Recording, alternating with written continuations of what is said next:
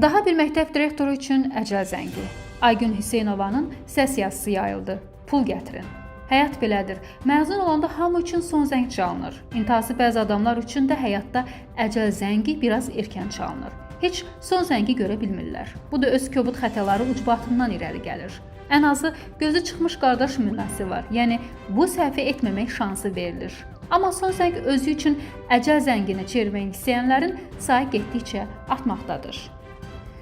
Söhbət ayrı-ayrı məktəblərin direktorlarının son zəng pul yığmasına dair qalmaqalı səs yazılarının yayılmasından gedir. Son həftələrdə neçə belə məktəb direktoru bu səbəbdən öz sonuna fərman vermiş olub, işdən azad edilib.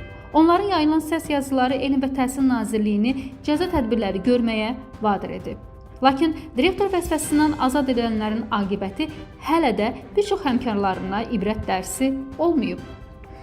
Misal üçün, Bakının Qaradağ rayonu Lökbatan qəsəbəsinə yerləşən 288 saylı orta məktəbin direktoru Aygün Hüseynovanı bu cərgəyə aid etmək mümkündür. Bu gedişlə xanım Hüseynova da cərimə batalyonuna qoşulmalı olacaq. Rubrika A-nın əldə etdiyi məlumata görə 288 saylı orta məktəbin direktoru Aygün Hüseynovanın keçirdiyi yığıncaqda son zəng üçün pul yığılması müzakirə edilib. Aygün Hüseynovanın bununla bağlı səs yazısı da mövcuddur. Həmin audio yazıda məktəb direktoru son zəngin təşkili üçün pul yığılmasının vacibliyini qeyd edir. Xeyir tapmalıdır. Uşaqlar narazılıq verdilər ki, bizdən 200 manat pul yığılır. Mən uşaqlar hamısının açıqlamasını vermişəm. Bütün həyatımın nə kimi bəzənəcək, gölgəliyinə qədər. Uşaq narazı birini yemməz. Yəni o 200-dən. Niyə mənə bir dəfə şikayət eləmir? Nə valideyn zəng eləmir, nə uşaq.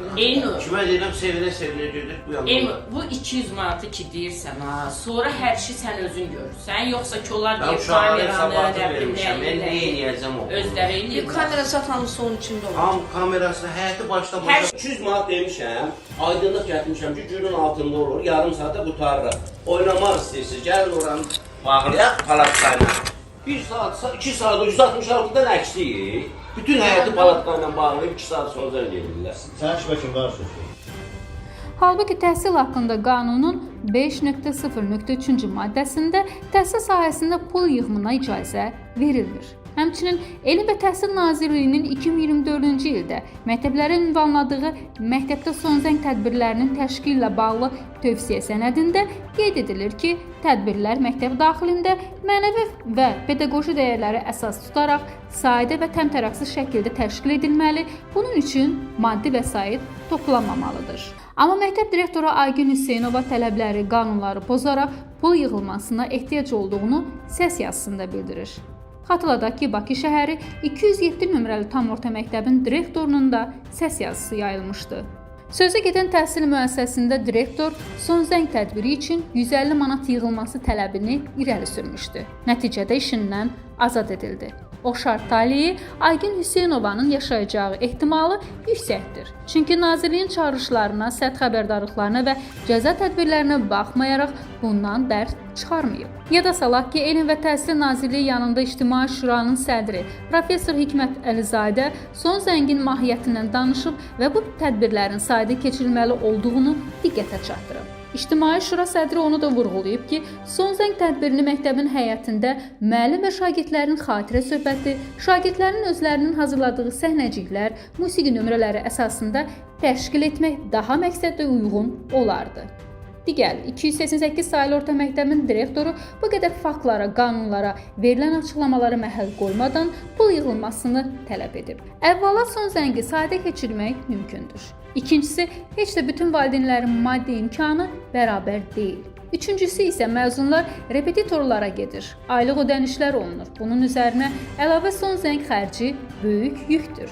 Lakin onu da demək lazımdır ki, Aygün Hüseynovanın 288 saylı orta məktəbdə direktor olaraq vəzifə səlahiyyətlərini aşan hərəkətləri təkcə son zəng üçün pul yığmaq çağrışı ilə məhdudlaşmır. Belə ki, məktəbdə ciddi qanun və maliyyə pozuntularına yol verildiyi iddia olunur. Rubrika.az saytına daxil olan məlumata görə məktəb direktoru Aygün Hüseynova müəllimləri təqib edir.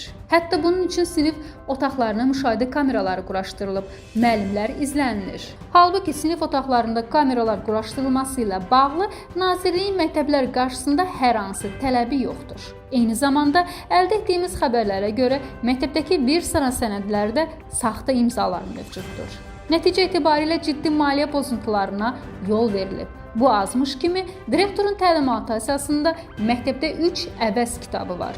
Bu da olduqca ciddi qanun və maliyyə pozuntusudur.